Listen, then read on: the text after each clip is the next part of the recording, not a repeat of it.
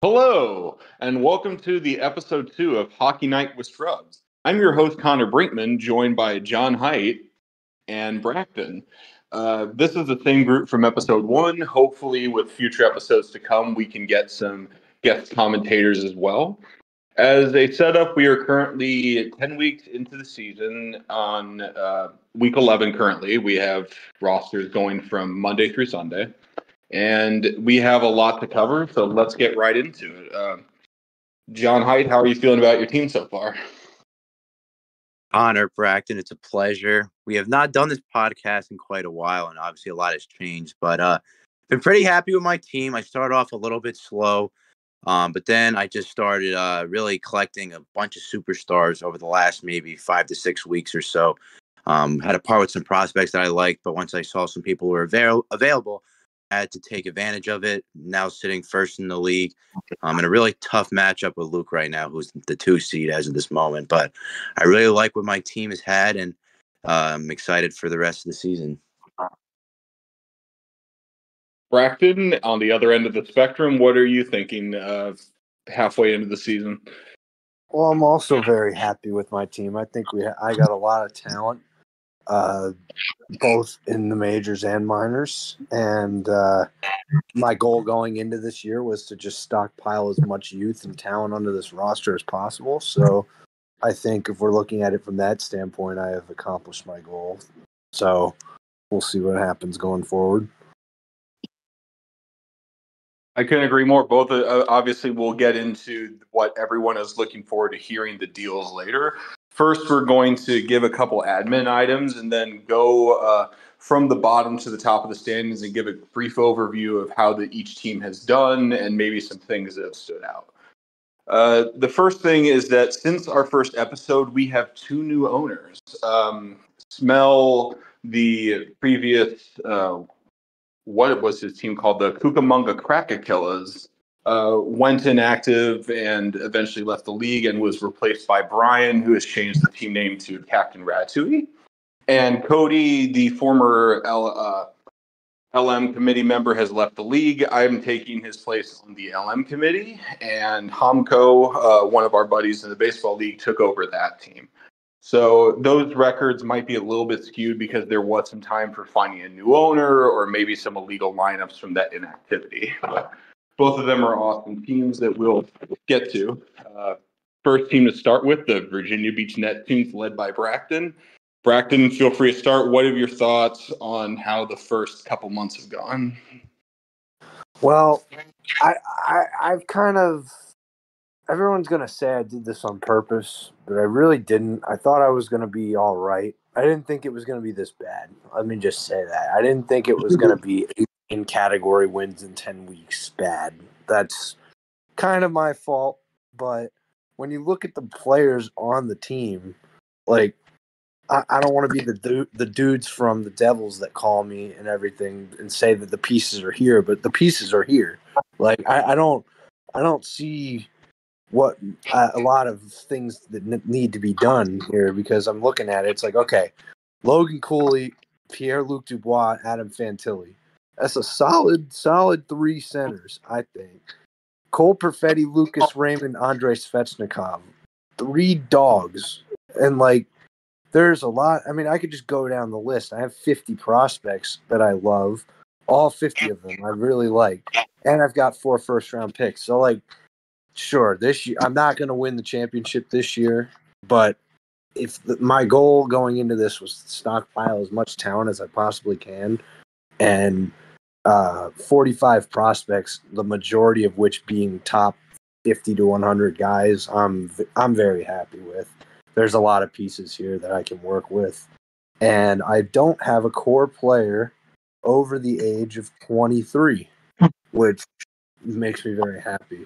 So we're gonna let these kids grow together, and I need to see more from some of them, like Uri Slavkovsky, who has 4 goals in 35 games. He's kind of been not very great, but we're gonna work on that. So a lot of things going good, but obviously not standing performance-wise that I would want. But I will say that some of the pieces are here. In all of my years so far of doing fantasy sports with Bracton, I mean, in terms of the team right now as constructed, definitely the weakest I've seen him own in any team, in any sport. But I will say, for what he wanted, in terms of collecting assets, obviously this is the last place team right now because of what it looks like this year. But assuming a majority of these pieces stay the same in terms of his core, within 3 or 4 years, it'll be a whole different story. Once guys like Cooley, Fantilli, Perfetti, even Slavkovsky, once those dudes kind of hit mid-20s, that's when they really take off typically in terms of offensive production. So you can see that's where his core is going. So once those dudes really kind of begin their primes, that's where this team is really going to take off. It's going to be really scary in a couple of years once these guys all graduate, especially some of the prospects as well. I really think in terms of the future, a lot is kind of riding on Matvey Michkov too. If he can come over and be the player that he should be, in how long it is now, 2 or 3 years, along with, because you think about when he comes over, guys like Cooley and Fantilli will be starting that prime of their career section, or at least the very beginning of it. So Michkov's going to come over ready, NHL ready, because that's how it is with the KHL. He'll be, a little bit older. He played in the second best league in the world, so he'll go right into the NHL, kind of like some of the older Russian players typically do. So if Michkov can come over in a couple of years with these dudes, Bracton will be just fine. But, obviously 4 first-round picks is great for a rebuilding team. He's kind of doing everything you can do as a rebuilding team. Obviously, NHL goalies are not good. We've already talked about that, and 3 of them got shipped off before this podcast started. But he's got 2 great goalie prospects as well. So a lot to look forward to in the future. Jacob Fowler, too. I don't put Jacob Fowler in the same class as Askarov and Wolf, respectfully. I mean, Askarov is they're all top 10. That's my bar. No. Askarov and Wolf are like 2 and 3. Wallstead 1. Fowler, maybe late top 10, but he's not in the same. And then that's a compliment to your other goalies. Askarov. Askarov's actually playing tonight, funny enough. But he's obviously not going to really get any run until Saros is done in Nashville. And Dustin Wolf, the Calgary Flames, are a bunch of war criminals, so hopefully he'll play eventually. But him and Askarov will be good for the future. I couldn't agree more with what's been said from Bracton and John. There's a very high premium on defense and goalies, and looking for the future, Bracton has 13 quality defensive prospects and some of the highest goalie prospects as well. And of course, Cam Talbot, for a goalie's holding down the fort pretty well. One part that kind of came to mind in week 2 or 3, once the 10-game minimum had been surpassed, Bracton called up 4 or 5 of his prospects, and then some of them were sent down. So those struggles almost seemed like a turning point, but I could see where in the first next couple years, this team would just absolutely go off, because this is the hub for young talent in this league. The second team we're going to talk about, and 11th out of 12 in our rankings, is Captain Ratatouille. Brian's team led by Smell. We'll go in reverse this time. John Haidt, what have you thought of the Krakakillas / Captain Ratatouille group? First of all, we love Smell. He's one of our baseball buds. Had one of the weirdest drafts I've ever seen in any sport, honestly, and especially for a Dynasty league. Because you look at it, it's a much older team, a lot of star power, guys like Nikita Kucherov, Jake Gensel, Malkin, Buchnevich. I mean, you got superstars who are older. He had Panarin for a while.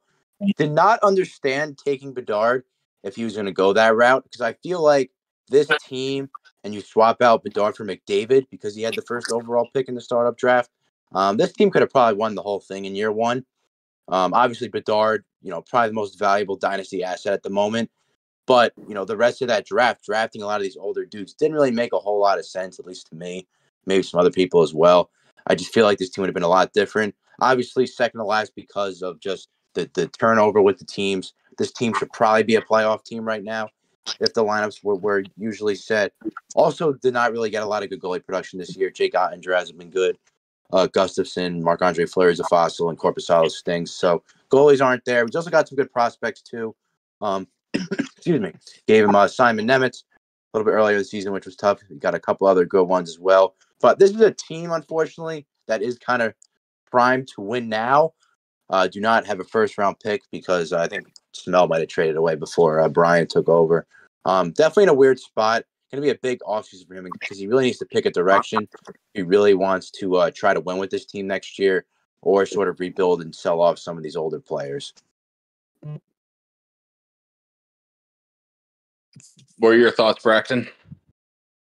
So when I was trying to fill the voids that Cody and Smell left when they left, I offered Brian his choice of either team, and he chose this team, which kind of surprised me because I feel like Cody's team or Cody's old team, now Homco's, is a much better roster with more talent.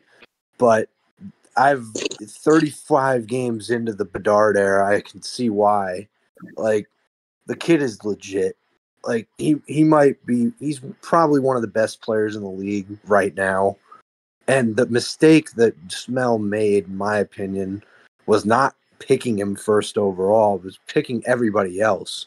Like, if you're gonna build around Bedard, you That's get what I'm saying. all the kids. No, it's like Yeah. You were saying put McDavid on this team, they're a playoff team. No. But I'm agreeing with you that if you're going to draft Bedard, draft younger players to surround Bedard. Like if he's going to draft older dudes with the other ones, then you draft McDavid. Right. Like yeah. if his plan was to draft all these older dudes going into the draft, then you take McDavid, not Bedard. Right. But I would have been around this draft a lot differently because Bedard is obviously him. Like I don't know that there are some pieces here that are solid. Like I'm a big Matt Barzal fan. Like dude just keeps putting up points and everybody hates him for no reason. Like I just see 36 points in 34 games and the Islanders are good. So like hate this guy all you want for no reason. I don't understand. I'm a Robert Thomas fan. I think he's solid. And I love the deal that he made to bring in Simon Nemec, and he absolutely hosed me on the the Pierre-Luc Dubois deal. Got some pretty good value there, which we'll talk about later. But I think in to be successful in any league, any big hockey league, you got to have a number one center, which he has, a couple solid wingers, which he has, long-term wingers, not just like short-term wingers. Like he's got Yensel and Kucherov and Hyman and all these guys that are solid right now, but long-term wingers. So I'll say Robert Thomas and where'd the other one go? And Barzal, right? So those guys are going to be there for a while. And then he's got some very good defense prospects like Nemec and Edvinsson, which we mentioned, and a number one goalie, Ottinger. Even though Ottinger's struggling this year, I think that's just because he's hurt, and when he comes back, he'll be fine. So that's what I think. It's unfortunate that Smell traded Brian's first round pick before he got there. I know that was one of the downsides of taking the team, but the Bedard factor makes it all worth it, and he can do whatever he wants. Like I could see him selling at the deadline, getting more prospects and picks to really build around him. But that piece is here, and that's great for him. So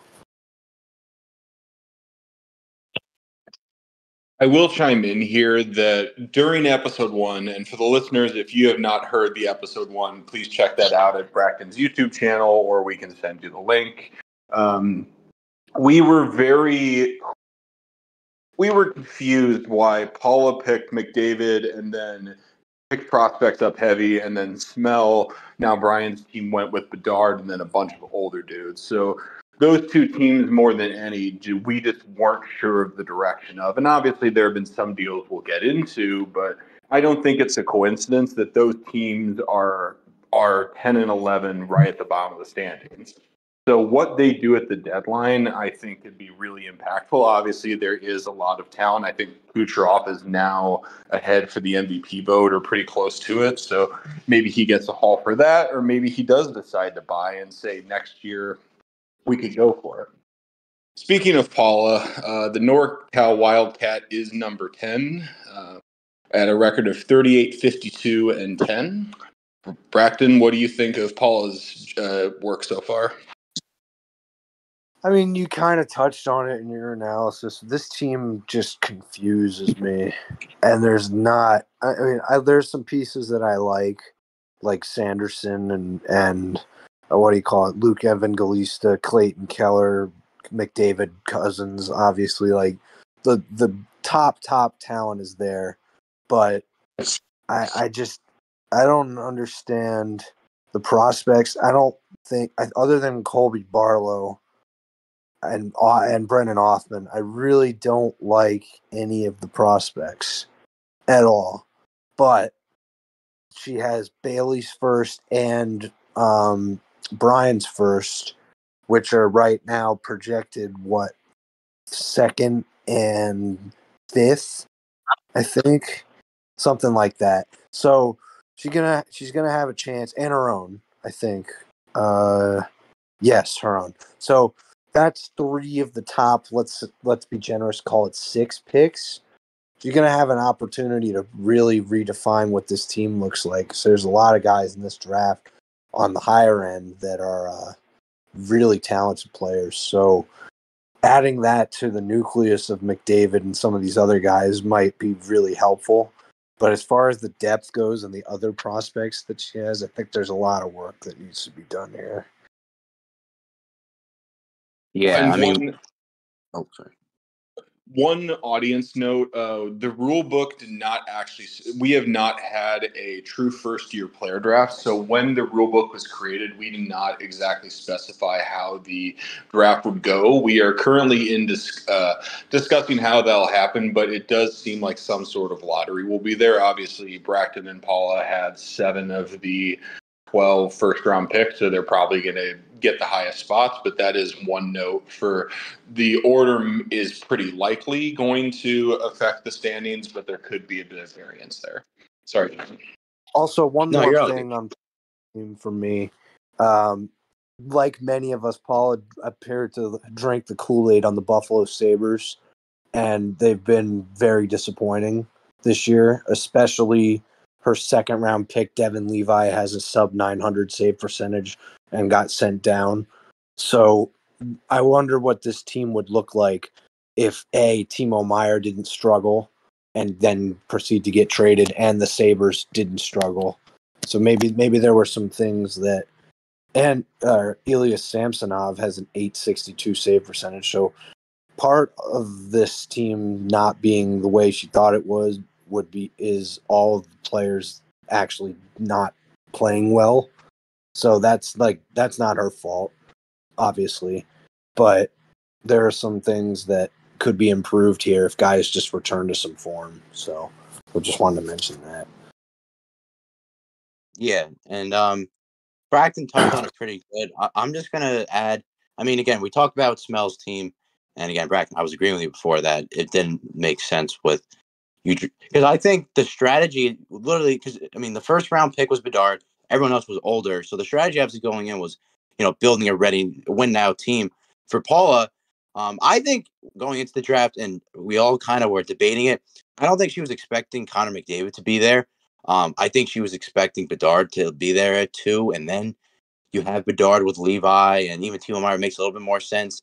But yeah, I mean, obviously McDavid home run pick, and then did not understand Devin Levi in the second round. I think if we did this draft today too, I don't even know where Devin Levi would go. Probably still towards the upper half of the draft because he is again one of the best goalie prospects in the league still.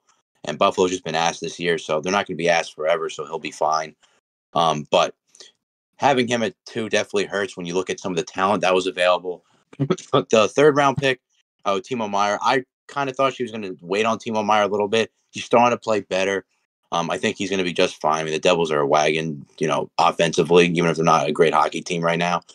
So he's going to be fine the rest of that, maybe 2 or 3 years of that contract. I'm looking down the team too. Love the Rangers representation with Kreider and Will Cooley. Also, it looks like she's like a Ranger and a Jets fan. A lot of Jets. I mean, Nikolai Ehlers, Nita Ryder, a whole bunch of them. Love Clayton Keller as well. Again, don't love the prospects, like Bracton said, outside of really Brennan Othman. Jackson Lacomb's not bad either, but Anaheim has a lot of defenseman prospects that are going to be coming up soon too, and are ready to NHL D-man. Connor Ingram, probably her best player this year, funny enough, outside of McDavid. I think she's got 4 shutouts already, and that could be a big trade piece for her at the deadline. I know I'd be contacting her if Ingram would ever be available, just because of how important goalies have been the last couple of weeks. But I think having like Braxton, all the asset collection with the picks, having a couple of first rounders, she'll be just fine. And this offseason, she's going to have to decide. With the full-on rebuild, you might have to part with McDavid if she thinks this isn't, a team ready to compete for a couple of years, or you kind of let McDavid carry you into maybe like a lower seed in the playoffs and go from there. She's got a lot of options, and that's definitely a good thing, because again, there still is plenty of talent on this team. And as critical or as many questions as we have about Paula's draft strategy, I do want to give some compliments to some of her waiver wire ads. Nito Niederreiter was a claim, and he's currently the 22nd rated right wing. Connor Ingram was a waiver wire ad, and now he's the number 1 goalie. Who else really showed up the page? Valerie Nikushkin, a 15th round pick, still not that old, right winger 7. So there is clearly some talent, and she can make a profit out of a lot of these players. But there still is the open question of where she wants to take the team. Team number 9, we are 1/4 of the way through. Your mom's a hoe, Bailey's team. Braxton, what have you thought of Bailey's work so far? I love Bailey's team, partially because I gave him a lot of these dudes. Like, what do you call it? I traded him Eichel, Kyle Connor, Zach Werenski. A lot of these guys came from me, and I really like what he's done. I do not see how this is a 9th place team as constructed when you've got Austin Matthews is looking like the MVP of the league already with almost 30 goals in 33 games. It's unbelievable. William Nylander on a tear. Like, Jesper Bratt finally, I mean, not finally, but like continuing to be that superstar that everybody thought he was last year. Like, things are looking good for Bailey. He's got screwed on some injuries, like Kyle Connor, Taylor Hall, Shea Weber, and Zach Werenski is such a solid 4 that would definitely be interesting if they were healthy and up for him. But despite all the great moves that he's made, he still has a ton of prospects that I'm interested in. Samuel Hanzik's having a great World Juniors right now. He's been really fun to watch. Nate Danielson's playing really well at the World Juniors too for Team Canada, and Lucas Cormier is, in my opinion, a top 10 defense prospect in hockey. So a lot of good pieces here for Bailey, and I don't see how this team doesn't make the playoffs as is. I think if we look at the standings today, there's a little bubble in between the 6 and the 9. So Lewis right now, who is currently the 6th seed, has 44 wins and 101 points. Bailey has 92 points and 43 wins. So there's a little gap, but I think Bailey's going to close it and definitely make the playoffs here in this league, because there's too many talented players on this team just to not be successful. So yeah, I mean, in every situation, especially even in fantasy sports, talent usually rules all. So this should be a playoff team. The one thing I always think about whenever I look at Bailey's team is I had the 3rd overall pick in the startup draft, and I really was torn. I ended up taking Leon Draisaitl, who hasn't had a great year by his standards. Was really torn between him and Matthews, honestly, and even like a guy like Jack Hughes. Really starting to regret it a little bit after seeing what Matthews doing already, having 30 goals in like 33 games already, and being a year or 2 younger than Draisaitl. Something I might regret. But obviously Bailey getting Matthews was so big. Obviously had a ton of good talent with guys like Bratt, Nylander, Natchez.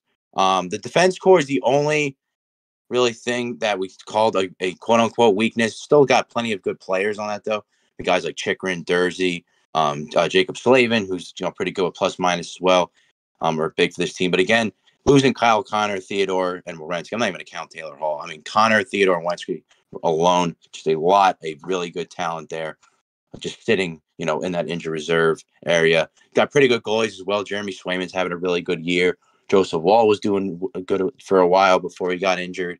And then I'm looking at his prospects. Zach Benson, one of my favorite players in all of hockey too. Was trying to get him for a while. Just couldn't get the deal to line up. I'm hoping I could still get him in the future. Again, just so many good pieces on this team.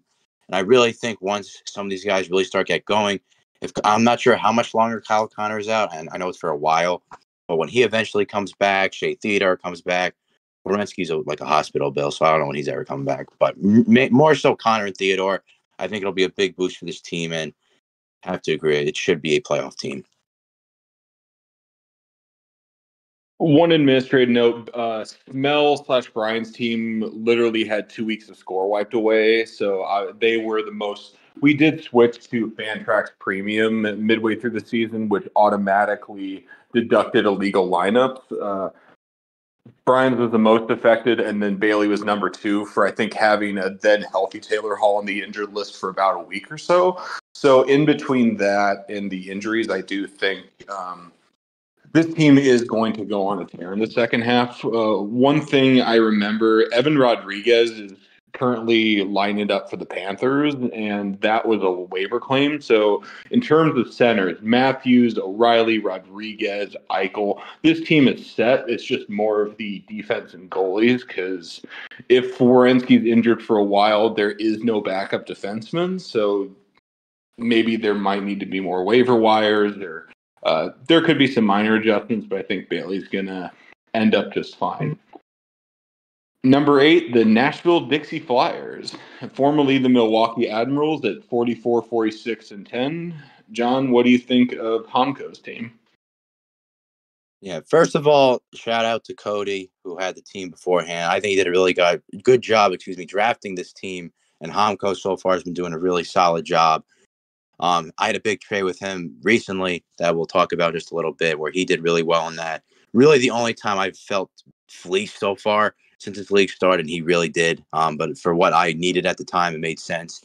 But, this is a team, a good combination of young and old, like Cody typically does.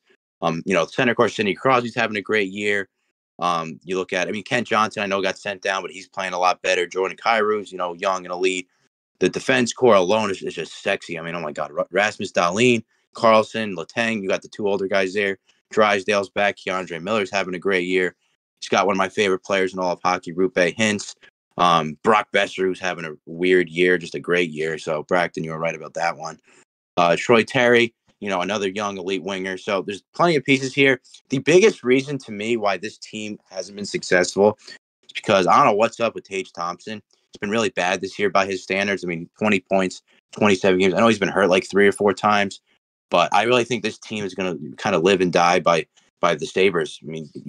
I think he drafted Tage and Dahlin in his first 2 picks in the draft, first and second. So Dahlin's having a fine year, a great year as always as a defenseman. He's got like 29 and 36, but Tage's really got to step it up for him in the second half. He's got some decent specs. No one I'd really say on an A-list level. Although I kind of just I would honestly call Logan Stankoven an A-list prospect at this point. It gave him that last week. So, Homko's going to love him in about maybe like half a year or so when he's called up. Brayden Yager, I also would kind of put on that crux too. He's like a B-plus prospect. He's got really good goalies as well. Saros, who's actually not having even a great year. 901 save percentage is pretty low for his standards. Jari's still good. Markstrom's okay. So, again, plenty of pieces on this team. A good mix of young and old. So he really can kind of figure out what he wants to do at the deadline. By already trading the Brinket, which we'll get to in a sec. I totally forgot about, I gave him Trevor Zegers as well. So he's already got, a young core now to back up the old core with guys like Zegers and Ken Johnson and all them. So can really figure out what direction he wants to take it closer to the deadline. And Braxton. Yeah, I really like a lot of the things that Cody and Homko have done here, but we mentioned it earlier with Paula drinking the Kool-Aid with the Sabres. Cody really did come draft time, because it looked like it was a sure thing where the Sabres were going to ascend and take one of slumping Boston or Tampa Bay spots in the Atlantic Division, top 3 or Florida even, but that is looking delayed by another year. And I mean, it could be the end of Don Granato in Buffalo, who I like a lot, but it's just not working. Like, they're not playing as well as everybody thought. And we've got, count it, Tage Thompson, Jeff Skinner, Rasmus Dahlin, and I think there was one more big one down there. I guess not. But still, that's a good core of the team being on a team that's struggling right now.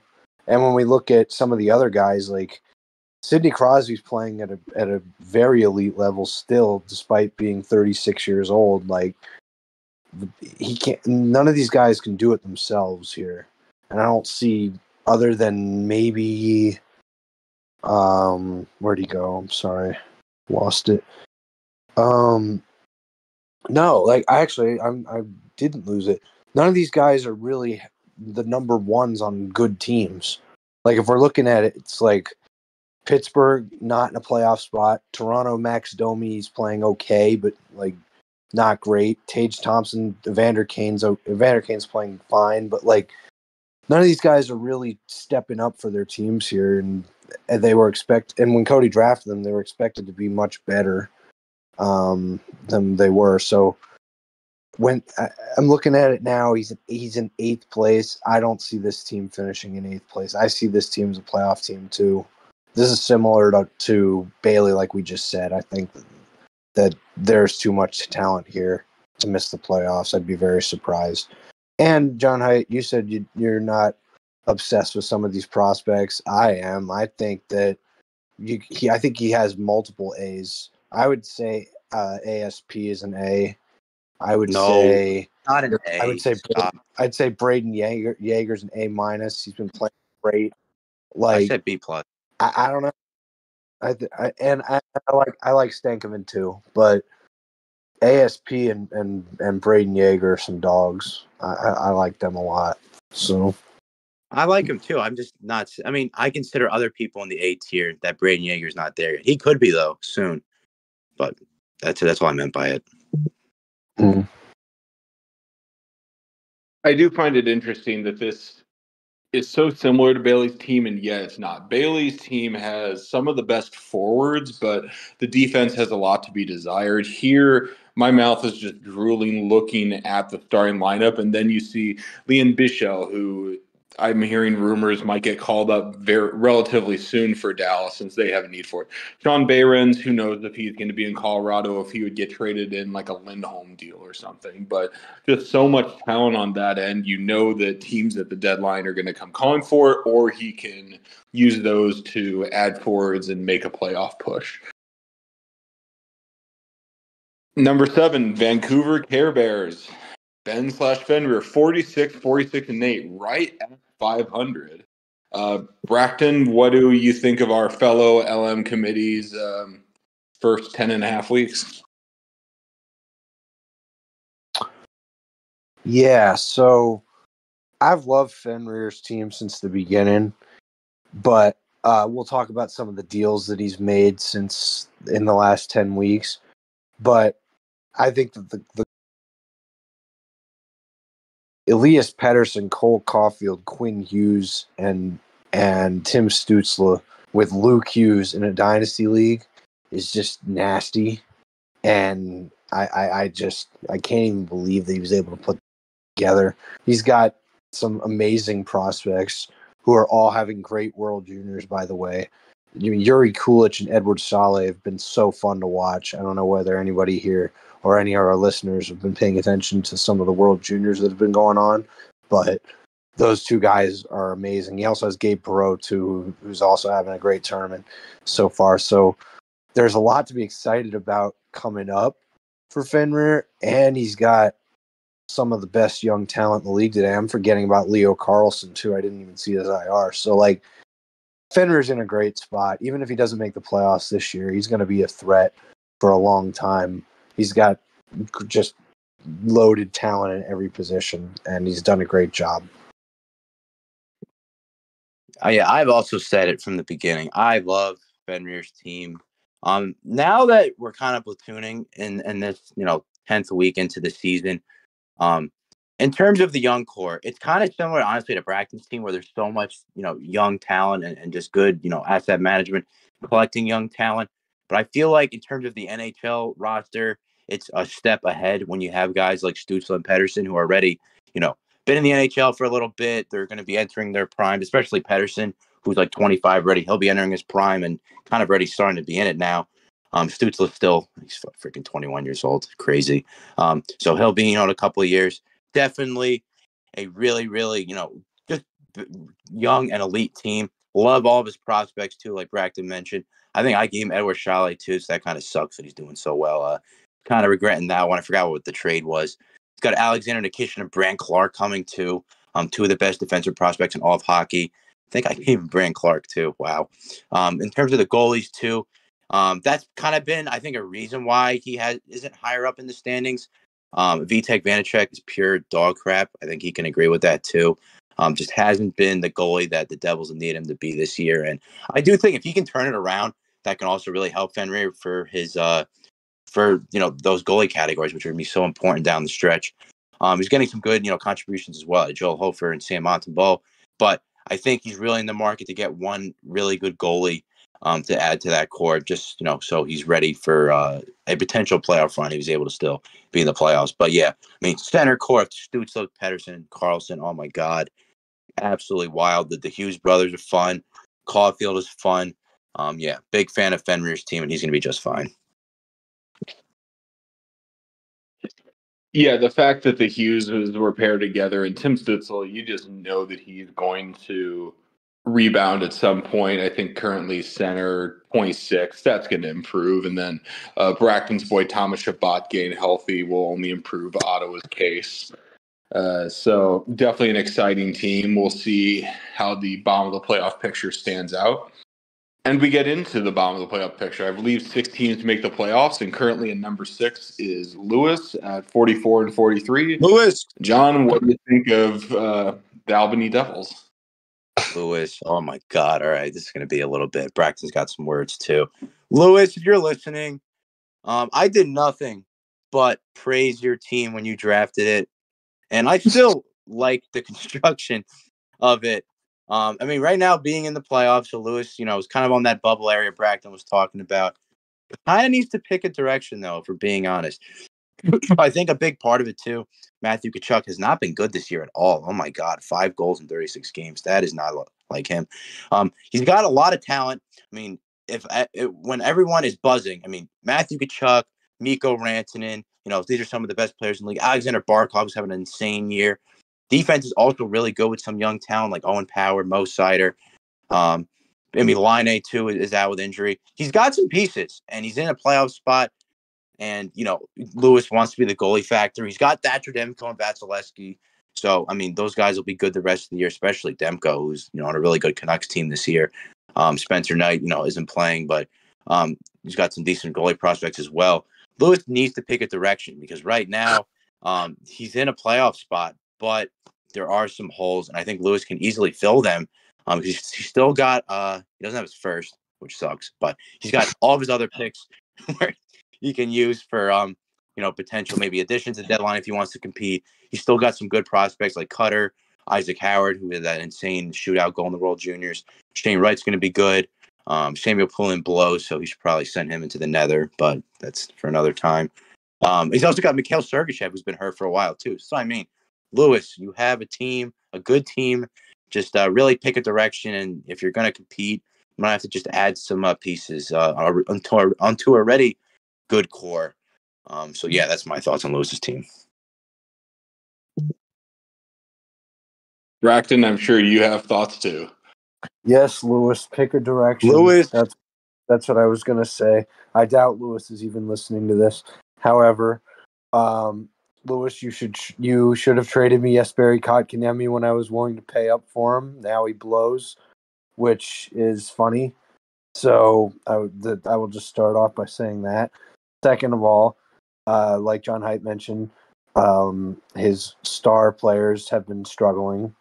Matthew Tkachuk, Moritz Seider isn't taking that leap that everybody thought he was going to do, because I haven't been sold on Detroit ever, but even when Detroit looked really good, he wasn't playing as well as everybody thought, and now they've kind of come back down to earth since they signed Patrick Kane. It's almost like they didn't need him at all, but that's a story for another day. Lewis made the decision to break the bank for Owen Power, which in real life would be a good one, I like. However, what do you call it? In fantasy, however, 2 goals and 14 points in 37 games for a defenseman you broke the bank for, who doesn't really hit anybody, as he only has 16 hits. And I don't know. He's not a very good fantasy player, Lewis. We tried to tell you that. However, it is what it is at this point. But like John Haidt mentioned, the prospects are there, and I love them. Connor Geekie is playing great at the tournament, at the World Juniors. Cutter Gauthier, Isaac Howard, and Shane Wright are all core pieces, but he has no defense prospects that I like at all. And he has no goalie prospects I like at all, except Sebastian Cossa. So Jonas Johansson is basically worthless. You could drop him now, I feel like, because he has an .891 save percentage, and he's probably cooked. I don't like a lot of bench players on Lewis's team. However, Matthias Michelli, Matthew Nyes, Mikko Rantanen, he's Matthew Tkachuk, Rasmus Anderson. He's got some guys that I do like, but the biggest thing to do is pick a direction, as you said, John Haidt, which means maybe one of those guys has to go for the highest premium you can possibly get. Because if I were Lewis, I would build through the 20-year-olds, because they have a lot of them, and like a center core of Connor Geekie, Shane Wright, and Cutter Gauthier for the next 10 years is going to be disgusting. So maybe that makes Mikko Rantanen expendable if he's planning on playing him at center. So there, we'll see what Lewis decides to do, but I hope that Lewis decides to kind of sell some pieces off and make some trades and be active here, because there's some talent here, but he should pick a direction. Not to cut into the trades, because we're going to have a full section on that, but Lewis's team does kind of seem in the middle of the road. He does not own his 2024 first rounder that was traded for Spencer Knight relatively early in the league. And we started with 20 prospects. So that's kind of the benchmark, at least I use, for who is prospect heavy or who is not. And currently Lewis's count is 15. So I think that definitely could be retooled if he decides to sell at the deadline, and obviously currently holding on to the last playoff slot. And as of week 11 is losing 9-1-0 to the Dixie Flyers, Tomko's team, who is 7 games behind him. So that 60 could definitely change in a moment.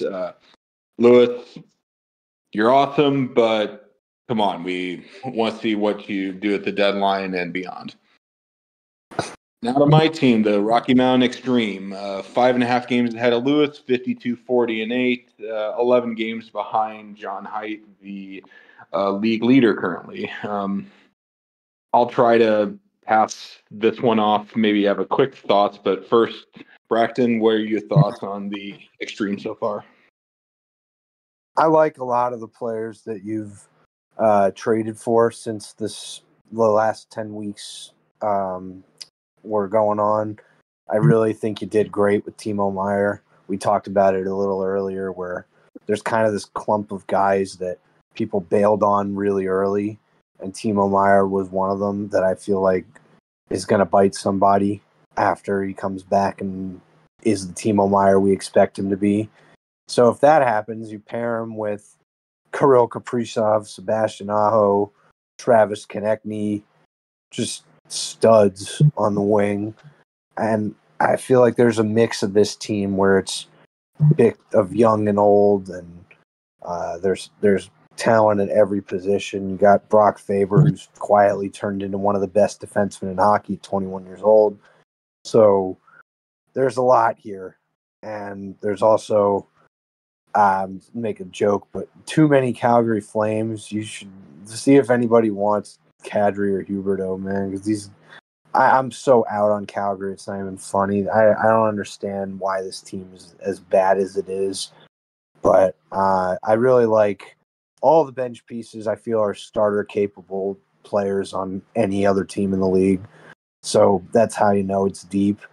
Connor, I could see you moving up in the standings here before the season's out, because I just feel like this team has a lot of talent. And as you pointed out to me earlier, I didn't realize that you had the second most prospects behind me. So future is very bright on top of a good present. So maybe Kadri and Huberdeau find their way on waivers when some of these dudes come up. So we'll see. I really like where you're going, though.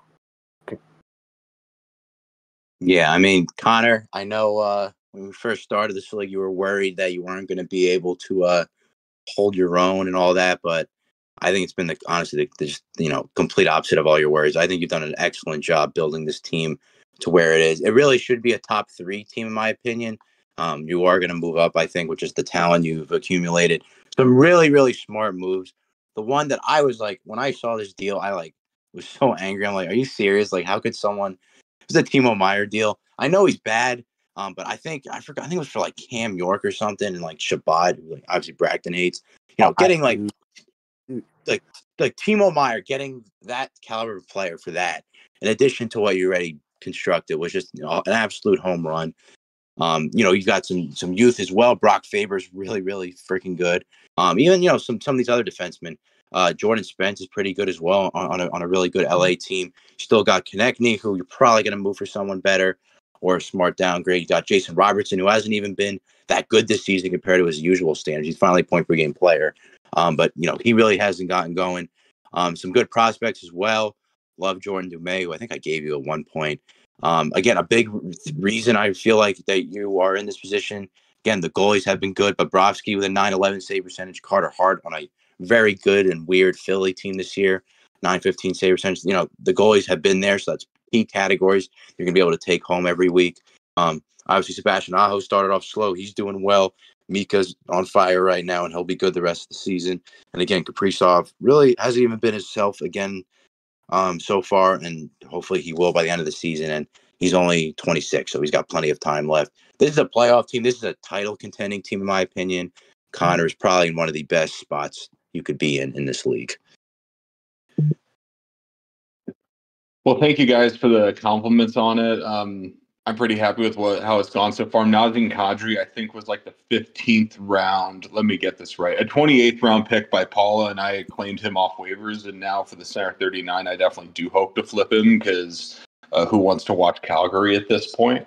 But yeah, I'm pretty happy with the forwards. Travis Sanheim is now a top 40 defenseman. A lot of my defensemen have been off waivers, so that could be something to look at for the deadline, but pretty happy with how it's gone so far and look forward to the season. Number 4, who I am currently playing and have a 6-2-2 lead on, Paul, the Gotham City Jokers. John, what do you think of Paul's work so far? Paul has had a really, really good start to the season. I think he was first at one point as well. So this is a top 5 team in the league. He's got a really good collection of young and old talent. Nico Hischier, Marco Rossi are the first guys to stand out on the center core. Really good wingers. I know he has Pasta, was his big time winger he's got. He ended up getting William Eklund from me, and another young, soon to be elite winger. Mason McTavish was huge as well. So kind of similar to Cody, he's got the good balance, or now Homko's team, good balance of young and old. McTavish and Eklund are going to be really good, especially in a couple of years. Kuzmenko on the Canucks has been pretty good this season as well, and he's going to get better.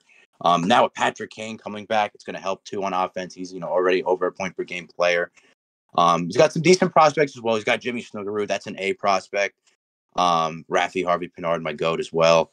Gavin Brindley's having a great World Junior as well. And again, similar to a lot of the teams we've been talking about. These goalie categories, he's got some really good goalies this year. Linus Ullmark, or also known as Penis Ullmark, according to Bobby Steiner, 914 save percentage. Georgiev actually hasn't even having that good of a year, under 900 save percentage, but he'll be good because he's an Avalanche. John Gibson, future Devil. That's what I mean. So he's got the good balance of young and old talent in his forward core, defense core, and also good goalies that can win a playoff round just because of it being a category league. Got Charlie McAvoy for me in our big Mitch Marner deal. Brandon Montour as well is a good player. He's having an off year though. Josh Norsey. Got to trade Darnell Nurse. That's the one thing I have to say. But I like Paul's team, and he'll be competing for a title as well next couple of months.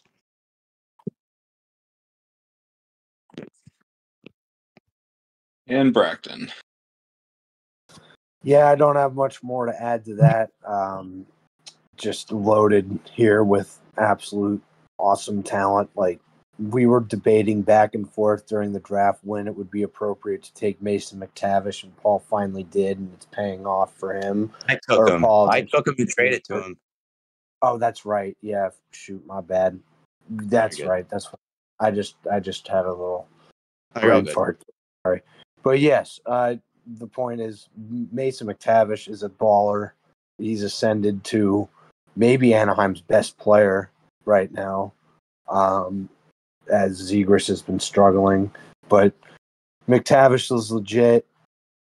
Marco Rossi's legit. Nico Heischer's legit. But also, they're off to slow starts too, Rossi and Heischer, and he's still playing really well. He found a stud. Casey Middlestat is one of Buffalo's big bright spots so far this season. Even John Tavares not playing the way John Tavares usually plays.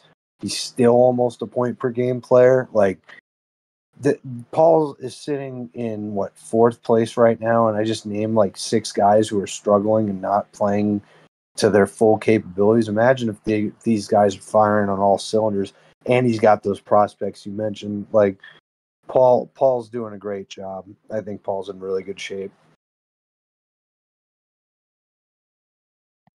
Yeah, I know. So Paul and I are currently facing, and I've had this matchup marked on my calendar for a while because I think Paul and I kind of went into the draft with similar strategies, maybe leaning on the forwards a bit more than the defensemen, but trying to be as methodical as possible. So I see his team as kind of, and he was first for a while, so I see him as the benchmark of how my team needs to do. So I really look forward to seeing what he does on the season as well. I believe he still has his own first rounder. He has a good amount of prospects, so there's definitely some room to move here. Third place right now, Danbury Trashers, Hen Dog, 45-35, 595, win percentage, 7.5 back of height. Bracton, what do you think of Hen's performance so far? Well, Hen's team got a little better today, trading for Cale Makar, which we'll talk about in a little while. But the pieces are really here. He's hit on some big-time draft picks. He was bold enough, I believe, to take Quentin Byfield, and that looks to be a very good pick for him right now as he's kind of starting to figure it out. He's only 21. He's got room to grow, and everybody is encouraged with what they've been seeing from him. Ageless wonder Anze Kopitar continues to ball for the Kings, and Jack Hughes is Jack Hughes, so he's got really, really good center depth. He's been needing that number one defenseman because Hedman and Riley they've been dealing with some injuries and not playing as well as people would think, and trading for Cale Makar brings in that true number one. And I just love what Hendog is doing. Even after the Makar trade, he still has multiple top 50, 100 prospects, I believe. And he's got one of the best goalies in the world in Igor Shesterkin, who also has been kind of iffy so far this season. So I really like what Hen's doing. I think if there's a team that might drop a little bit, because we're saying Paul and Connor Connor and Bailey are on the rise, I think it might be Hen, but certainly adding Cale Makar is going to make that a little difficult. So good props to Hen on a great draft, because he really hasn't made any big trades that I'm remembering off the top of my head until today. So good on him for having a good draft.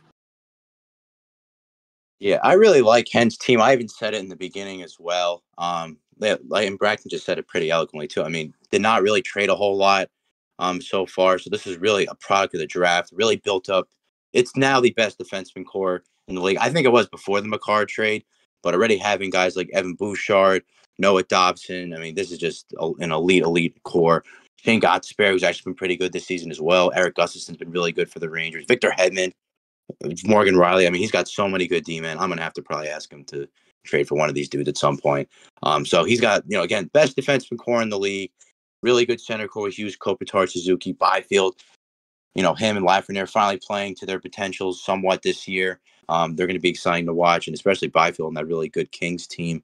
He's also got a guy like Wyatt Johnson, who's young, a lot of potential. Brady Tkachuk, Drake Batherson, assuming he doesn't get accused of rape, should also be good for him the rest of the season.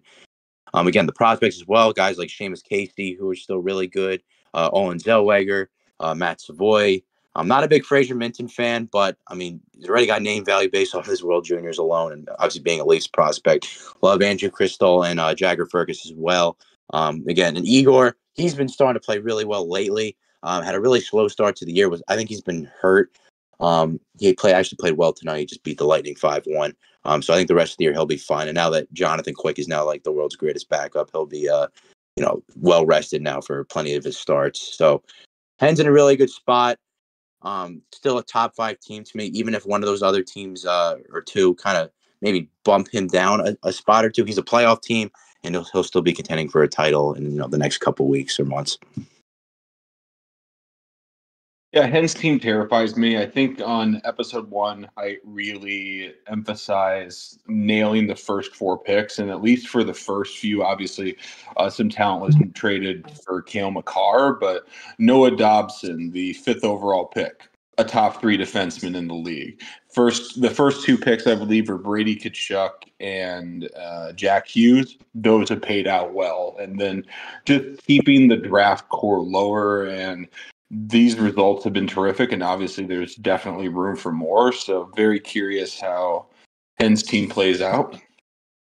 Number 2, Waddell's best turtleneck, Luke. The top 2 teams, as John mentioned earlier, are currently facing a 4-5-1 matchup. John, what do you think of your current opponents' work so far? Yeah, I mean, shout out Luke. I don't think he really got enough praise, coming out of the draft. This is a team a little bit on the older side, but a lot of good pieces, and again, really similar to what I've been saying before.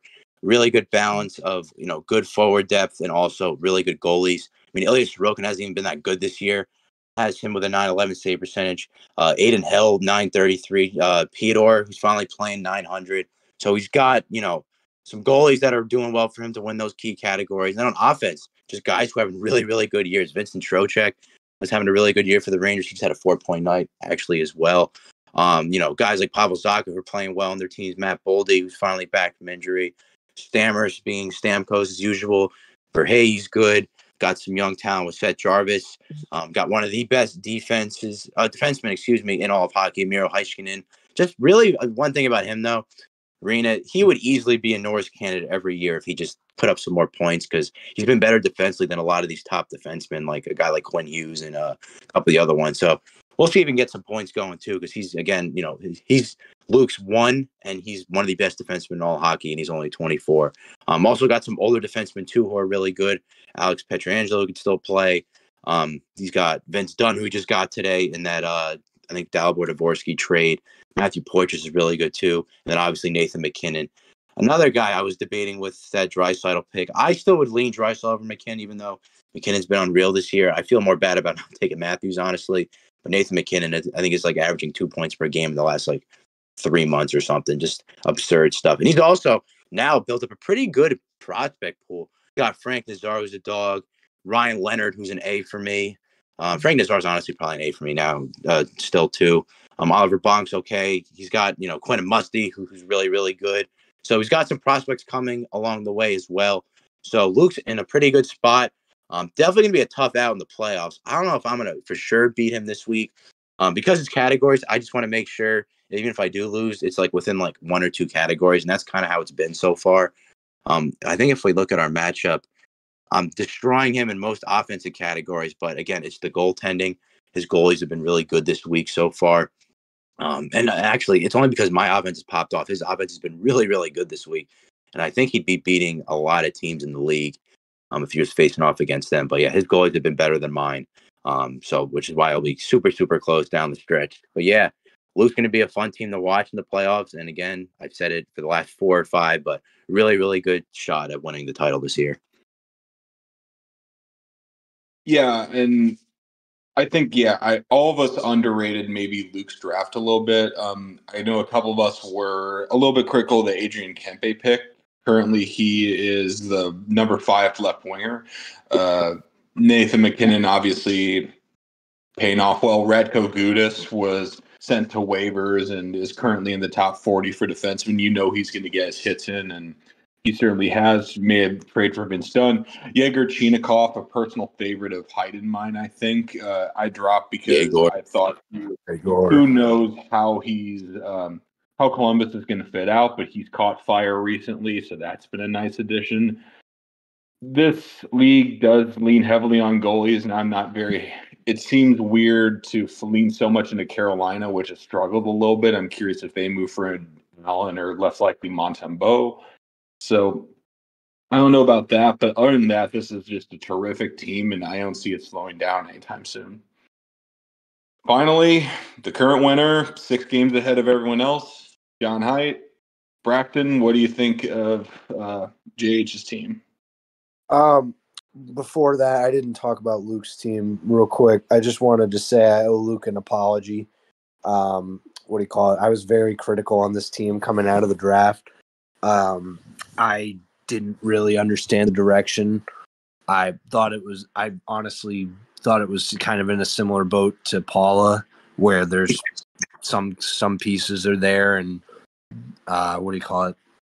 Like, I just didn't see the direction, but it's clear now that I was wrong, very wrong about this team. Like, the way John Haidt was saying just about some of the guys that have popped off, like Stammer and Trocheck and Eric Sinek and guys like that, who I maybe wasn't a fan of going into this year, but certainly am now. He's got a lot of guys that proved me wrong, and John Haidt was mentioning about the prospects. He was actually a very close competitor for the Cale Makar deal that I made today. He had a lot of interesting pieces involved in his offer, and it was very competitive. So I really like where Luke's going, but I don't want to underrate him again by saying he might be one of the teams that can fall down a little bit to make room for some of the risers that we mentioned, but I'm not going to do it. I don't think I am. I think this team is the real deal. He's got a lot of good wingers, got a lot of good players just everywhere. So good for Luke for having a vision, sticking to it, and having it work out for him. And like you mentioned about, what do you call it? Having some investment in Carolina. I know Carolina's his team, and I know they're not off to the best start, but he believes in them, and I believe in them too. I think that they're going to be just fine going forward. So shifting to John Haidt, I'm always critical of John Haidt's teams, but I really love what this one is. I think he held on to 3 or 4 of his really elite prospects, and they're going to just fill in and replace some of the older dudes that he brought in as maybe some win a championship rentals like Ovechkin, who still isn't even performing that well. I'm looking at Johnny Gaudreau right next to him, have the same amount of goals through 35 games here. So that's kind of ridiculous. But the young talent's there. I mean, we've been debating about Draisaitl this whole time, but still has 15 goals and 21 assists in 32 games. Still playing well enough to where he can be a big fantasy producer. Mitch Marner, one of my favorite players in the world, still balling. Adam Fox. Matty Beniers is struggling heavily, but he's still 21, second year in the league. He'll figure it out. He just traded for Alex DeBrincat. Like, the pieces are here. John Haidt's always going to be good in fantasy sports, and I think he's blending a little bit of baseball into this too, which is look out for the rest of the league because John Height just had one of the best Dynasty baseball seasons that our league has ever seen, probably the best. So if he keeps at it, he's going to be hard to stop. Well, thank you, Braxton. I mean, in that Dynasty baseball, I mean, I'm not going to go undefeated in this one, so it's not going to be to that level. But, I mean, you kind of were saying it. I did, lately at least. I started off kind of slow in this league, had a lot going on. Obviously, I've had a decent amount of young talent, not as much as some of the other teams, because I kind of had the blend of good NHL players and some top prospects. But whenever you have a shot to compete, I've kind of adopted that mantra now, where if stars are out there and people are willing to give stars, you kind of have to pay up and just find the right deals that make sense. And that's what I was trying to do.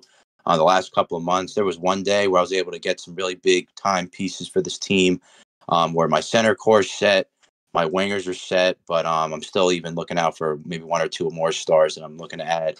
The one downside with my team, which I've also kind of realized, we put such a premium on defense in this league. I have Adam Fox, so I have my one. Not really the best defenseman core. I mean, Hen's defense score is much better than mine. Outside now that he has Makar, especially. Because if your forward group, especially, if they're able to really carry the offensive burden, as long as your defense is getting you plus minus hits and maybe some points here and there, that's kind of what you need them for. I've been kind of offloading defensemen for some forwards and just continuing to stock up to try to get the best forward core possible. And like you said, Braxton, I mean, Beniers was my favorite, probably non-Ranger. Been absolute dog crap this year. Ovi scored tonight, but he's been bad. Johnny Goodrill's playing better, so I'm not going to complain. They finally were smart enough to put him with Fantilli, so I'm not worried about him. Laugh's having a great year. I mean, even, one other thing I adopted from the previous hockey team too was, superstar wingers kind of can get you to that next level. There's so many centers in this league that are at least good, close to point per game, maybe a little bit less. But elite wingers, especially like in their primes, I've been trying to load up on them as many as possible. Guys like Kevin Fiala, DeBrincat, Mitch Marner, a little bit older, but I mean, Panarin, he just had another hat trick tonight. So, I mean, guys who are having some insane seasons as well have been kind of the key for me. Trying to potentially hold on to Will Smith. Lane Hudson will never, ever move. That's the one prospect I will never trade away because I've been so invested in him. Everyone else, potentially, depending on who I could be getting back. My goalies have been the one part also, in addition to my defense, I'm a little bit worried about. Outside of Connor Hellebuck, I haven't been getting the consistency out of guys like Darcy Kemper. I picked up Jonathan Quick because he's good, every like 3 or 4 days. So maybe could look to add another goalie as well. So there are some holes on this team, but I like where I'm at, and hopefully could try to beat, any team that I face going forward.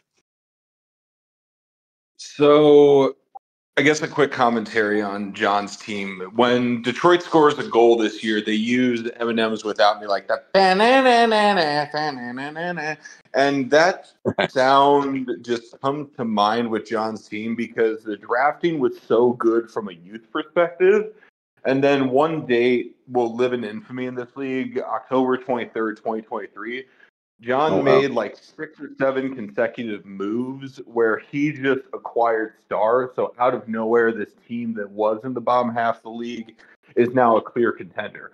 Artemi Panarin, there is the Marner deal. Just so many additions that seem like can be a good core for a couple of years. So I'm personally terrified of this team as a potential contender. And I think you've done a terrific job of smoothing the landing to contention. One thing before we go into the trades, and we did not prepare for this, we are 40 to 50% into the season. If you two had to guess the 6 teams that will make the playoffs, who do you think they would be? Oh, jeez. So it's only 6, right? I believe it's 6. All right, give me a sec. Braxton, you can go first if you want. I'm trying to figure it out. Hold on. Yeah, I think the top 3 stay. Not in the top 3 order, though. Like John Height, Hendog, Luke will make the playoffs in some capacity. And then I think Bailey gets in. I think Connor stays in.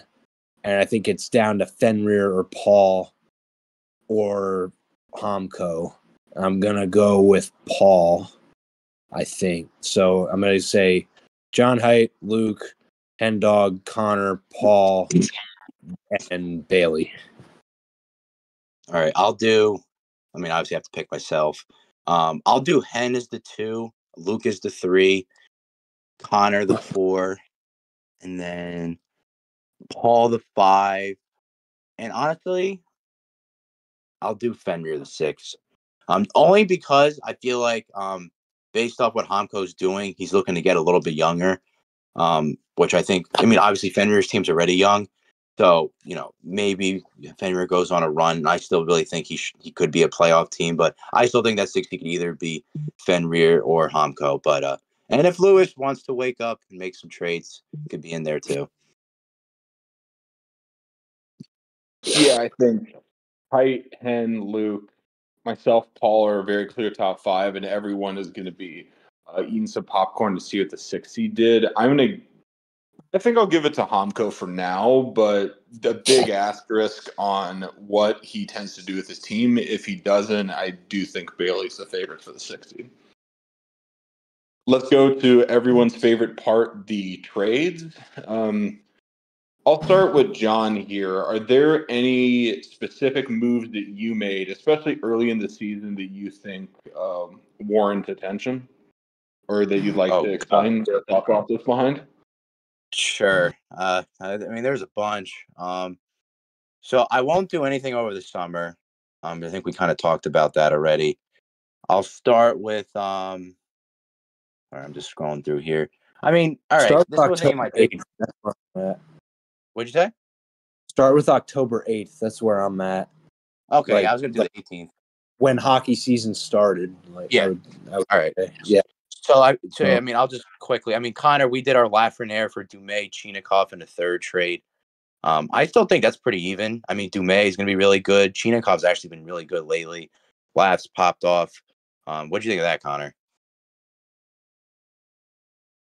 Yeah, I'm still happy with it. Laugh still had like a 6-game 9-point streak or something where I definitely had my doubts on that. But Dumais playing in a top 2 line in the World Juniors and picks Chinakhov I dropped and Luke picked up regrettably. But I think both of us are still very happy with that. Yeah, and all right, I'll go straight to that day you were talking about.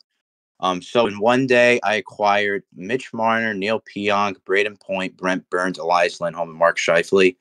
So we'll start with the Marner deal. So I traded to Paul, Charlie McAvoy, McTavish, and Jimmy Snuggerud. I got Mitch Marner, Neil Pionk. I traded McAvoy because I have Adam Fox, and I talked about how defensemen are kind of replaceable if your offense is really, really good. I think Paul got more value out of this. McAvoy's still top 5 to 6 Dynasty D-man. Mason McTavish, is probably going to be better than Mitch Marner, maybe, in 5 years. Jimmy Snuggerud is going to be really, really good too. I'd probably give that one to Paul. I did get Paul back on the next one, though. I traded William Eklund and Tarasenko for Braden Point. Braden Point is probably better than Mitch Marner. Vlad was on a super hot tear at that point, so it made sense as a replacement. William Eklund's going to be really, really good. I love the guy. I've met him, in my first interview, and he's, I think, one of the best young players in the league. He probably won't reach an offensive ceiling like Braden Point. So, that's why me and Paul kind of evened out that day, because I think he got a lot more value in the Marner deal, even though I guess, got the best player at the moment. But I think those two trades fit hand in hand. The other ones, it was just kind of just buying some older players. Brent Burns for Bradley Nadeau. Burns is like almost 40. I remember I got some slack for that too. I don't know why. He's been fine. Again, a defenseman. The Elias Lindholm trade, he's been garbage, and thankfully I traded him for Panarin. Ben got Ivan Miroshnichenko, who's an absolute dog on Washington, and a Carolina goalie prospect as well. I'd probably even give that to Ben maybe, because Elias Lindholm's been so bad. And even the Mark Scheifele trade, Edward Chalet and Otto Stenberg. I love Edward Chalet. So Ben, I think, was able to capitalize on Scheifele. He is 30 years old, even though Scheifele's still a point per game player. So we both kind of got what we needed out of that. Before I do any of my other ones, what do you guys think of those like 5 trades?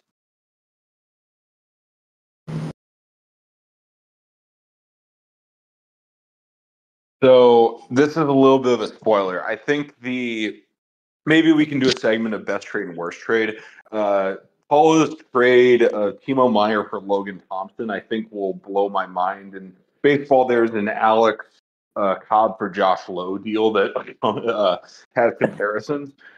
I think that at least the deals with Paul make perfect sense. I think for Panarin specifically, you did terrific in getting a top 50 asset and with paying a big prospect, obviously, but not the proven star as well. So I don't know. That was one deal that stuck out to me where I thought you did really good. I think Braxton has the other opinion, and here's what he has on the night that Height killed it. Well, the Panarin deal wasn't even that night, I think. I don't think so. The was Panarin it? deal was more recently than the Marner and Point. Yeah, that's what I thought. But yeah, Brack, what do you think of that like 5 set of deals, especially the Marner trade? Okay. I think that when it's all said and done, I think we look at Paul's team from a needs standpoint. He drafted those 2 wingers from the start, so it was probably a foregone conclusion one of them was going to have to move, and it was going to be Mitch Marner. So getting the defenseman that he needed, plus McTavish, who we've talked about is turning into a star in front of our eyes, and Jimmy Snuggerud, who had a hat trick in the first period in the World Juniors the other day, which was unbelievable. He looks like he could be a real deal too, and be one of those young St. Louis Blue prospects that can right the ship over there. So I love that deal for Paul, but I hate the Braden Point deal. Tarasenko looks like a bust. Looks absolutely horrible. Eklund is young and trying to figure it out on a Sharks team that isn't playing well at all. So that's kind of deflating his numbers a little bit. I'd like to see what he could do in an increased role with some maybe better players next year. So it looks like a big time L for Paul, but if Eklund can turn things around, then maybe it'll be better. I don't really care about the Brent Burns deal. That's fine. Doesn't matter. Ivan Miroshnichenko for Elias Lindholm. I see the thinking, and that jury's still out on that one, because I think that when Calgary sells out at the deadline, Elias Lindholm's going to go to a contender and be better for the rest of the year. And I also think that he signs a good deal in the offseason with someone that is going to be better than Calgary. So we'll see about that. And then I don't like the Mark Scheifele deal at all for you, John, because I think Edward Schale and Stenberg are legit. They're having great tournaments. They're both really fun to watch. But if you win the league, who cares? Like that, if you win it, you win it. Like it doesn't matter. But a good deal though I've been getting pretty hosed if I'm looking at some of these deals that I've made that just have not been good for me whatsoever.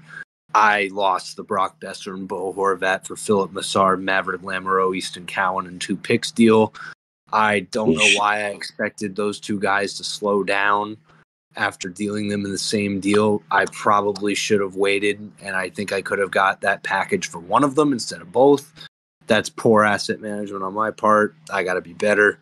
But then there were some other deals in here that I noticed that were very solid for Connor mentioned the Timo Meyer for Logan Thompson deal as the biggest head scratcher that's happened in this league since we started. Yeah, and then 4 days later, Connor getting Timo Meyer for another head scratcher, because we all know my feelings about Thomas Chabot. We call it. Funny story. I actually I talked to Paula before she made that deal when she said she was interested in trading Timo Meyer for a goalie. I offered Cam Talbot, who everybody hates because he's 36 years old, but he is goalie 4, and his save percentage is like, what, 927 or something? And we were talking about Logan Thompson almost being above or below a 900 save percentage. So maybe I would have added on to Cam Talbot too for Timo Meyer, so maybe things would be a little different if that had happened. Who knows? But I like the Alex DeBrincat for Trevor Zegras trade. It wouldn't surprise me if Trevor Zegras is better than Alex DeBrincat next year. But again, if you win the league, John Haidt, who cares? And then finally, my big day today. Andrei Svechnikov, Vince Dunn, Danilo Yurov, Rutger McGroarty, and a first for Cale Makar. I just want to briefly explain my thinking here. I drafted Cale Makar in the first round of our startup, not knowing how much I was going to prioritize defensemen later on, and I wanted to have that stability, like get the best defenseman and then go from there. However, I didn't expect to be where I am defensively, having 15 to 17 defense prospects that I feel that all are capable of playing in the NHL and producing. So I'm at a much better place in the defenseman than I thought. And I saw this as an opportunity to bring in some guys that would fit my timelines a little more, because a lot of my guys, like you guys were saying, are in that 18 to 22-year-old range. And getting 3 more of those guys, because I traded Vince Dunn for Dalibor Dvorsky. So Dvorsky, Yurov, and McGroarty are all in that age group. And this 2024 first will probably be somewhere in, it'll be a lottery pick because our top 12, our 12-man draft is, 12 picks out of the first round, which is a 32 pick round. So obviously that pick will be a good player as well. And I'm the world's biggest Andrei Svechnikov fan. I have him in the 32-man Dynasty League I'm in with Bailey. I think he's a bona fide superstar that gets way too much hate for no reason. All he does is do great things, and people just don't like him for some reason. So I'll be happy to have him for the rest of his career as well. I think it's a good trade for both sides, even though I'm not going to have that obvious number one defenseman. I think Pavel Mintyukov and David Juracek have taken some steps so far that have made me believe that maybe one of them can step into somewhat of that void, but I can fill the rest with some of the other prospects that I have. So I like the deal for me, and I like Dalibor Dvorsky for Vince Dunn too. I was never planning on keeping Vince Dunn. Dvorsky was one of the main pieces that Luke presented to me for a Makar deal, so being able to get him after the fact made me pretty happy. So, and Luke got a good defenseman to help him out for his postseason run. So I think the deals today benefited a lot of people, and interested to see where we go from here. Yeah, I mean, it made sense that, we said it off air, having Cale Makar is 25. The window for you, is obviously much younger. So I had a feeling he was going to get put on your block soon. Definitely got a lot of value. Hen gets, Bobby Orr and Cale Makar. So that'll help his playoff push, and he'll be fun to play against in the playoffs. Rutger McGroarty, Yurov, first, a lot of assets to work with now going forward. Dunn for Dvorsky. I'm a big Vince Dunn guy, but again, it does not fit your timeline. So it made sense to give him up for a decent prospect. I'm not a huge Dalibor Dvorsky fan, but still has name value and still, is a good prospect. There's a couple other trades I wanted to do for myself before we do the other ones. Connor, you're involved, I think, in one or two of them with me. Let me go to it. We have our Kevin Fiala trade. That was a while ago. That was a part of the start thing. So this was Fiala, and I gave you Pavel Buchnevich, my GOAT, 25 first, and Brendan Brisson. So I'm curious what you thought of this one, Connor. Yeah, so my first 2 picks were Robertson and Kaprizov. So I was very confident that my wings were going to hold up, and I've been trying to have a little bit of flexibility with my roster to add on later. Perhaps that's backfired a little bit now, since I did not get the winning bid for Makar to DeBrincat, who have moved in recent days, but gained a 25 first was good for that. Pavel, I moved for Jonathan Huberdeau and a couple of prospects, which that is probably a rough gamble, but I think so far Fiala's continued his pace, and I think that might be a win for John Haidt, but I'm still relatively happy with it just because I was able to continue to smart downgrade and get some good assets to use later off of it. Yeah, I think if you had kept Booch, I think I would have tipped it in your favor just because he's still, I mean, Booch, I think, is almost like a point per game player still, kind of similar to Fiala, who's also a point per game player. So it's really not much of an upgrade in terms of right now. I know Fiala's younger, he's got more upside, but but again, I mean, Huberdeau, he has been really bad this year. I don't know what's going on with him. He still got a first and a good prospect out of it too. So still a win. I think the other trade, so there was another day where I made two really big ones. So this one was Panarin and Brant Clark for Elias Lindholm and Simon Nemeth. This is a type of trade that I think could help me. I mean, it has taken my team to the next level. Panarin, MVP candidate. He just scored another hat trick tonight. That's like his second this month alone. Did not want to trade Simon Nemeth at all throughout this entire league. So this was a surprise. Brian, a huge Devils fan, hit me up about it. I was like, Panarin, I need him as a Rangers fan. As they're my employer, I need Panarin in some capacity. Got Brant Clark out of it as well. I mean, obviously, in terms of the NHL talent, Panarin is much better than Lindholm. Brant Clark is really, really, really good. Simon Nemeth is still a little bit better, probably all around. Maybe offensively, you could give it to Clark. But in terms of the prospects, are pretty even. Just the Panarin part, I think I'm pretty happy with in that one. I ended up flipping Brant Clark. This was not.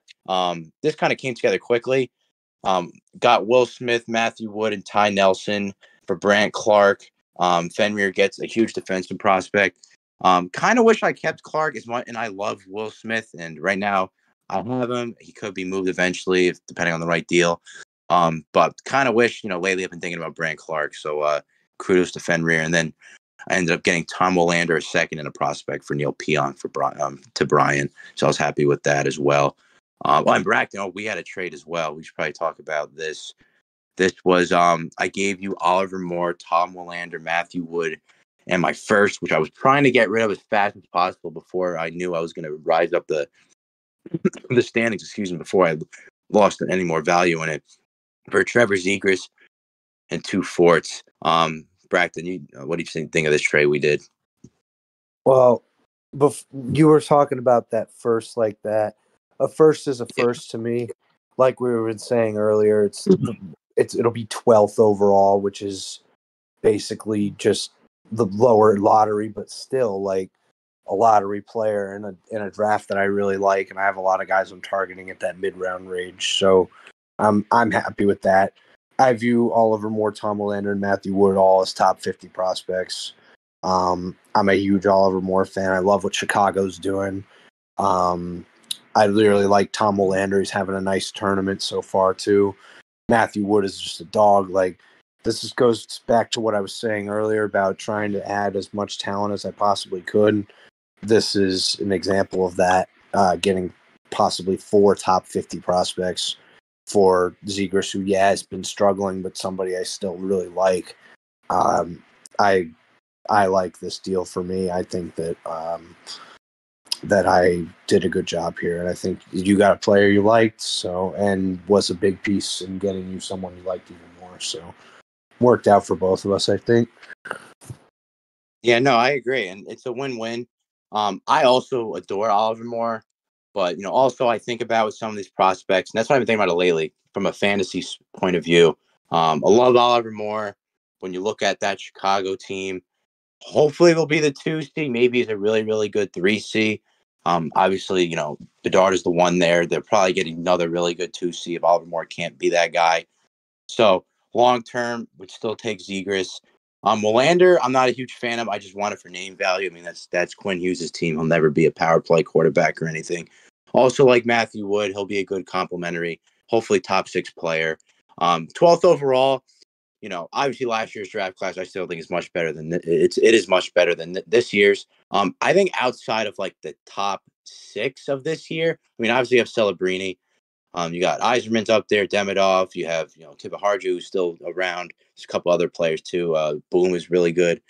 Cat, Dickinson, those guys. All yeah, I mean, yeah, but like 12th overall. I mean, hoping it's 12th. Let's say I would say let's say 10th to 12th. Like, I'm missing out on all those dudes. So to get, I still think Trevor Zegras is still one of the most valuable players in Dynasty hockey. I mean, he's 21, 22 years old. He's the franchise guy there, along with now he's on a power play with Leo Carlson, Mason McTavish, all those dogs, all the good defensemen. And I really, I had him for a couple of days and was like, I want another star. I wanted to break it for a while because, once Patrick Kane signed with that team, I'm like, they're going to pop off so much together.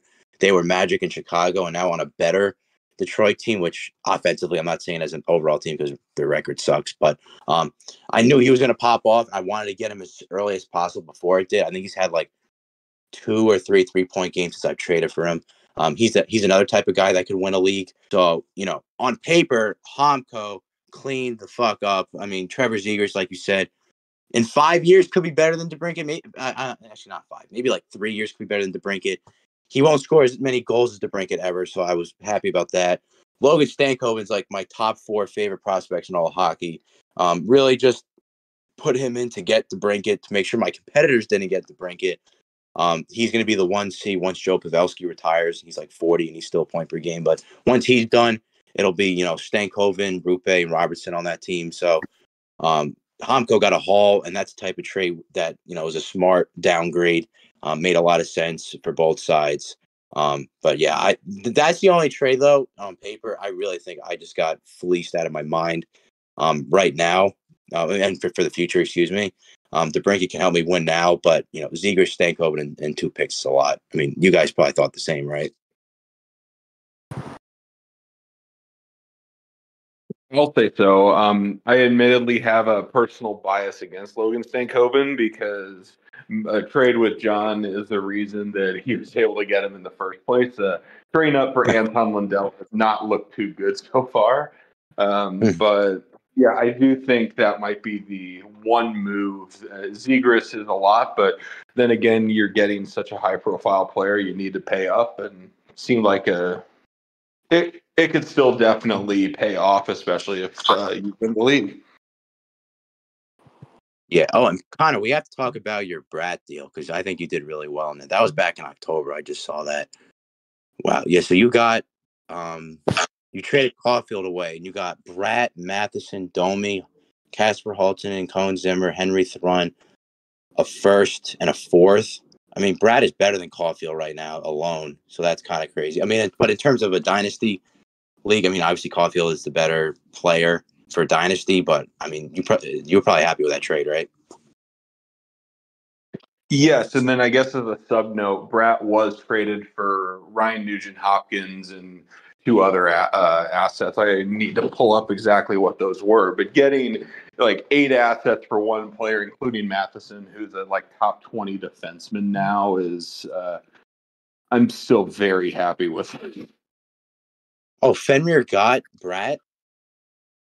So Fenrir traded Bratt to me, and then I traded Bratt to Bailey for Cam York, Ryan Nugent-Hopkins, and Roni Hirvonen. Okay. Not a huge fan of that one, but you killed it by a million on the other one, in my opinion. So you're all good there. But wait, how did Fenrir get Brad? Or does he not have Brad? No, or he did. He drafted him, and then he traded him to Connor. No, and then Connor, I thought he got him. I thought he got him back. Or no? Am I just who has Brad right now? Bailey. Bailey, yeah. Oh, okay. No, I thought Fenrir got it back. That's my bad. I thought he somehow got him back. I was thinking of Bailey's team. You're right. Oh, okay. But yeah, I mean, but even though like Nuge is having a really good year, Brad probably the better dynasty asset. Cam York is a really good defenseman too, and young. But as long as Nuge is still good, that deal will hold up. I will say. And right now, Nuge is a top 30 center. So for a while, that looked absolutely awful. But since Edmonton's turned around, it does seem Brad is still a top 10 wing scorer, but I think it's definitely more justifiable. And in total, I'm very happy with where I netted up there.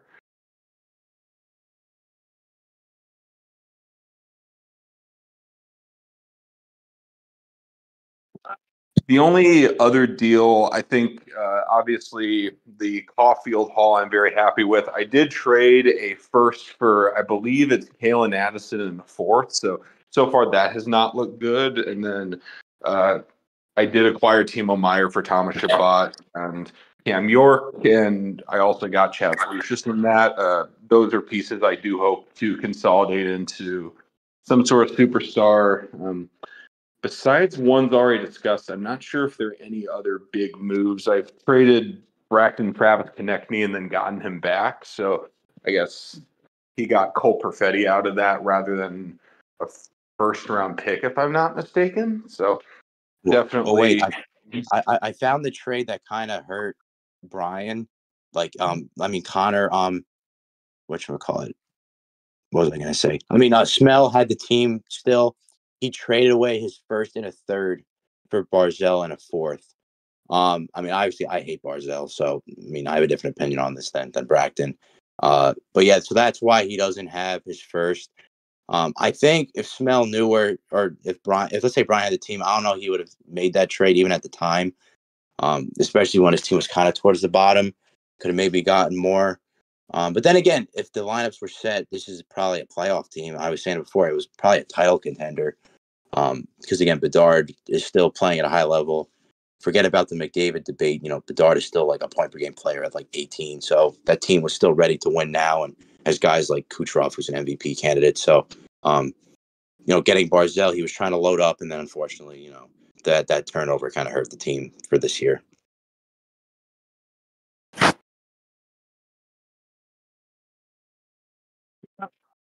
Are there any other deals we think are worth mentioning? Obviously, we've covered quite a lot, and since it's been 4 months since our last deal, we can't possibly go over every single one. I'm looking.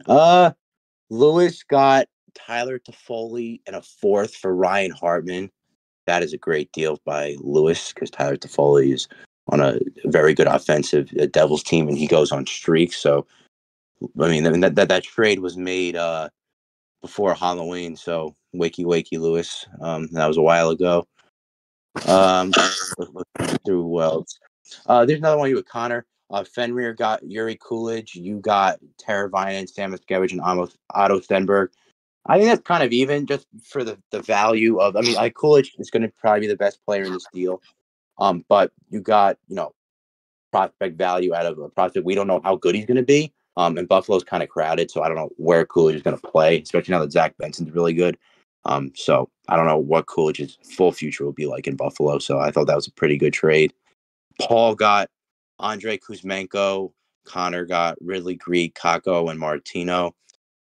I just think, Kako got really hurt. He's really hurt, so that kind of kills it for you. But before that, I kind of like that. Kuzmenko is really, really good, but you got three assets. Ridley Greig is pretty good too. And, taking a gamble on Kako too. He's still young. You never know. Oh, I found Braxton's Pierre-Luc Dubois trade. So you got Braxton, you got Pierre-Luc Dubois and Ryan Green, and gave up Tom Willander and Simon Evanson.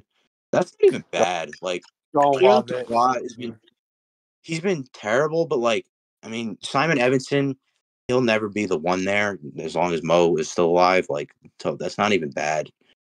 I don't know. I think that's fine. I don't know. I don't love it. I'd rather have Simon Evanson now, but it's now that's especially because I traded McCarr. But I don't know. Yeah. Just Your Konechny Perfetti deal is very interesting. Wow, I forgot this was a trade. So this is between the two of you, Konechny for Perfetti and Sam Rinsel. I love Sam. That's. Cole. Obviously Cole Perfetti is my birthday buddy, but he's actually been really good this year too. This is a trade that makes perfect sense, honestly, for both. Perfetti gets the younger guy. Connor gets a more ready now guy, who's going to help them try to win this year. So that's pretty even. Yeah, I think that's everything I see. If you guys have any more. We were talking, Connor and I, last night, just on voice, hashing out the McCarr offer. But we just were talking about how this is a much different league when it comes to deals than our previous hockey league, and we just wanted to say thank you to everybody for taking it a little more seriously this year than last year. We've been saying and going over these deals for the last half hour, 45 minutes here, and we've been saying it's a lot of evens, not a lot of head scratchers. We can sit here and see the vision for both sides. I feel like this is a lot more, competent and kind of respectful I guess maybe that's not the right word, but you know what I'm trying to say. Just like a lot more emphasis on getting things done the right way as opposed to trading just for trade. I feel like, you know what I mean? Yeah, I mean, there's more of a balance now, and as we finish the first year, and everyone's taken a lot more seriously than the old league too. Um, there's now a clear like we have contenders, we have a couple of tweeners, we have teams. I mean, like yours, Brack, that you're rebuilding, but you still have the vision and you have young talent. There's no team in this league that's bad, like Right. And really, that's really what I bad. mean. Even if Yeah, we have those separate layers, we can still see the plan and we can still see that there are guys there. yeah, Like there's not teams that have been absolutely gutted of all of everything. You know what I mean? Like well, yeah. it's I not mean, like, yeah, that was mainly one team in the other league, but yeah, like yeah. I agree. There were like 3 or 4 in the other league that were just so hopeless that beyond repair. But that's not like that here, and I'm grateful for that. So I'm happy with where we're at as a league right now.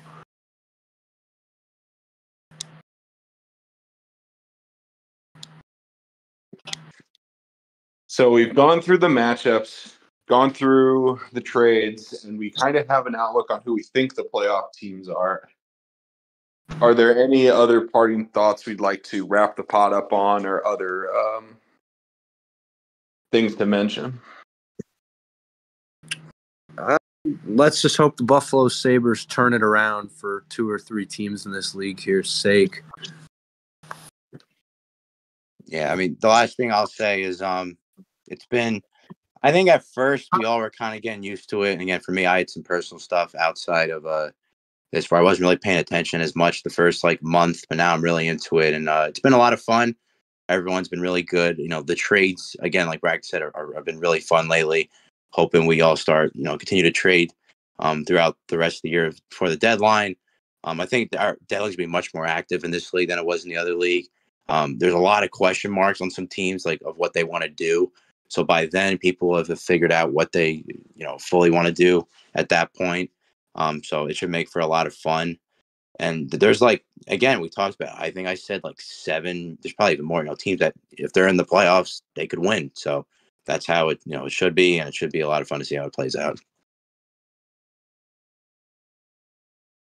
Yeah, I know for someone in fantasy or fantasy hockey for the first time, these 10 weeks have been absolutely great experience. And I'm glad that most people tend to be active. To those listening, please set your rosters and make a decision on where your team's going, or try to get the best information possible. But this has been awesome, and I do want to thank both of you guys personally for doing episode 2 of the pod. It's been a long time coming, and we hope to get episode 3 out a little bit sooner than the end of the season.